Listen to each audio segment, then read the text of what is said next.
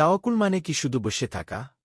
অনেকেই ভাবেন, আল্লাহর উপর ভরসা করছি, মানেই বুঝি এখন সবকিছু আল্লাহ করে দিবেন, আমি কিছু না করলেও চলবে। কিন্তু আসলেই কি তাই? তাওয়াক্কুল মানে কি কেবল চুপচাপ বসে থাকা? তাওয়াক্কুল মানে আল্লাহর উপর পরিপূর্ণ ভরসা করা, কিন্তু নিজের দায়িত্বটুকু পালন করে।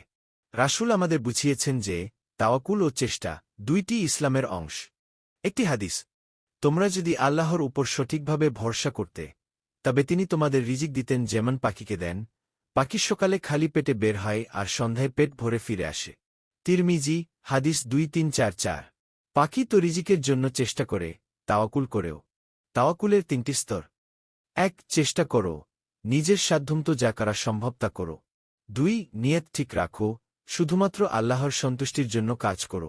৩. ফলাফলের ভার আল্লাহর হাতে ছেড়ে দাও, বিশ্বাস রাখো, যেটা তিনি দেবেন সেটাই তোমার জন্য ভালো। বাস্তব জীবনের উদাহরণ। একজন পরীক্ষার্থী যদি বলে, আমি আল্লাহর উপর তাওয়াক্কুল করি, কিন্তু সে যদি পড়াশোনা না করে, তাহলে এটা তাওয়াক্কুল নয়, বরং আলস্য। ঠিক তেমনি একজন মানুষ ব্যবসা শুরু করতে চায়, দোয়া করছে, কিন্তু কোনো প্ল্যান, চেষ্টা কিছুই নেই, এভাবে কিছু হয় না। তাওয়াক্কুল মানে তুমি রাস্তা অবধি হেঁটে যাবে, আর তারপর আল্লাহর উপর ভরসা করবে। শেষ কথা, তাওয়াক্কুল কখনোই কাজ না করার অজুহাত হতে পারে না। আল্লাহর উপর সত্যিকারের তাওয়াক্কুল তখনই হয়, যখন আমরা চেষ্টা করি, আর ফলাফলের আশা রাখি শুধু তার কাছেই।